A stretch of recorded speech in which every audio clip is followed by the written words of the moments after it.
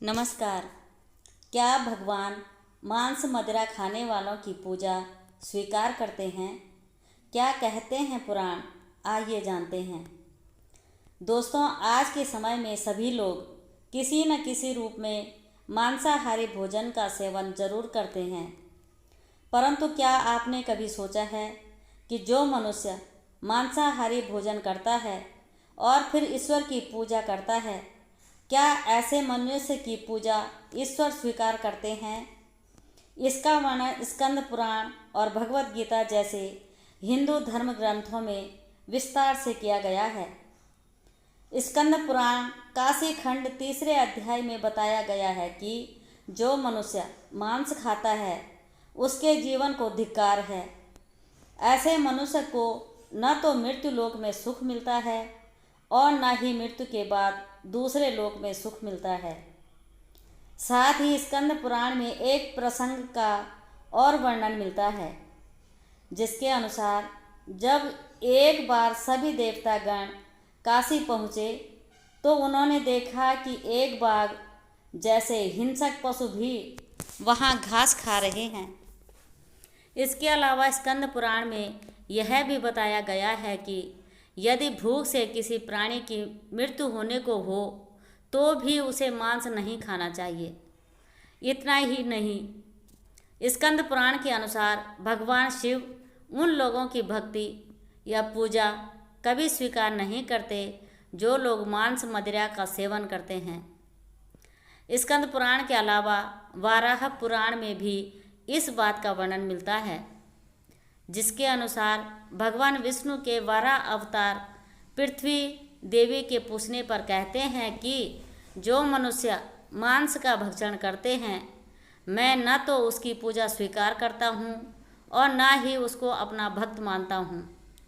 साथ ही भगवान विष्णु के वाराह अवतार पृथ्वी देवी से यह कहते हैं कि जो मनुष्य मछली या दूसरे पशुओं के मांस का सेवन करता है, मेरे लिए उससे बड़ा अपराधी और कोई भी नहीं।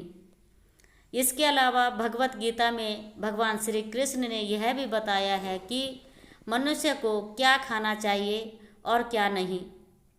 भगवान कृष्ण के अनुसार मांस एक तामसिक भोजन है, जिसके सेवन से मनुष्य की बुद्धि क्षीण होने लगती है और मनुष्य अपनी इंद्रियों पर से नियंत्रण खो देता है। उसके बाद मनुष्य ना चाहते हुए भी कई तरह के अपराधों का भागी बन जाता है और ऐसा मनुष्य जब मेरी पूजा करता है या मुझे याद करता है तो मैं उसके पास नहीं जाता हूँ। इसके बाद भगवान श्री कृष्ण गीता में कहते हैं कि मांसाहारी भोजन राक्षसों के लिए है, न कि इंसानों के लिए। भगवत गीता में भगवान श्री कृष्ण ने आहार को 3 भागों में विभाजित किया गया है, जो कि राजसिक, तामसिक और सात्विक भोजन है। जिसके अनुसार सात्विक भोजन लंबी आयु देने वाला, मन को शुद्ध करने वाला, बल बुद्धि प्राप्त और तृप्ति प्रदान करने वाला है। हिंदू धर्म में मांस खाना सही है कि नहीं, इसके बारे में कई लोगों को भ्रम है और इसका मुख्य कारण यह है कि लोगों को धर्मशास्त्र में वर्णित ज्ञान का न होना। कुछ लोगों का तो यह भी मानना है कि वेद मांस भक्षण को जायज़ बताता है, लेकिन यह सच नहीं है। सच तो यह है कि वेदों में स्पष्ट रूप से बताया गया है कि पशु हत्या अर्थात पशु बलि पाप की श्रेणी में आता है। वेदों का सार उपनिषद और उपनिषदों का सार भगवत गीता है, जिसके अनुसार वेदों में मांस खाने के संबंध में स्पष्ट मना किया गया है। वेदों में बताया गया है कि जो मनुष्य नर, अश्व अथवा अन्य किसी पशु का मांस का सेवन कर उसको अपने शरीर का भाग बनाता है, गौ की हत्या कर अन्य जनों को दूध आदि से वंचित करता है, उससे बड़ा पापी इस सृष्टि में कोई भी नहीं है।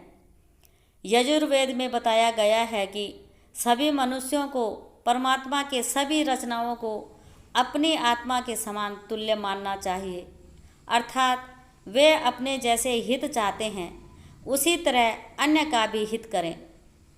अथर्ववेद में कहा गया है कि हे मनुष्य, तुम चावल, दाल, गेहूँ आदि खाद्य पदार्थ आहार के रूप में ग्रहण करो। यही तुम्हारे लिए सबसे उत्तम और रमणीय खाद्य पदार्थों का भाग है। तुम किसी भी नर या मादा की कभी हिंसा मत करो। वह लोग जो नर एवं मादा भ्रूण और अंडों के नाश से उपलब्ध हुए मांस को कच्चा या पकाकर खाते हैं, तुम्हें उनका विरोध करना चाहिए। इसके अलावा ऋग्वेद में भी बताया गया है कि गाय जगत की माता है और उनकी रक्षा में ही समाज की उन्नति है।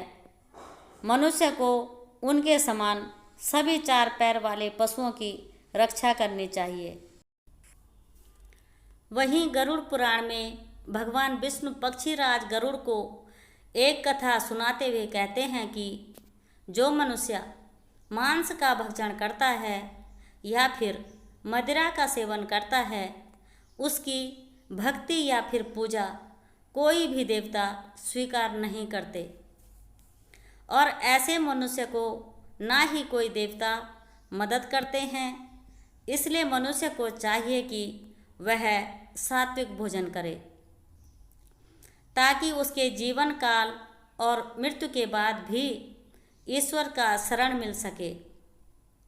आगे भगवान विष्णु कहते हैं कि जो मनुष्य स्वाद के लिए दूसरे पशुओं की हत्या करता है, उसे मृत्यु के बाद पशुओं की उसी योनि में कई जन्मों तक भटकना पड़ता है और वह भी उसी तरह मारा जाता है जिस तरह खाने के लिए उसने पशु को मारा था। इसीलिए मित्रों, यदि आप पूजा या फिर ईश्वर की भक्ति में विश्वास रखते हैं तो फिर मांसाहार का सेवन बंद कर दीजिए।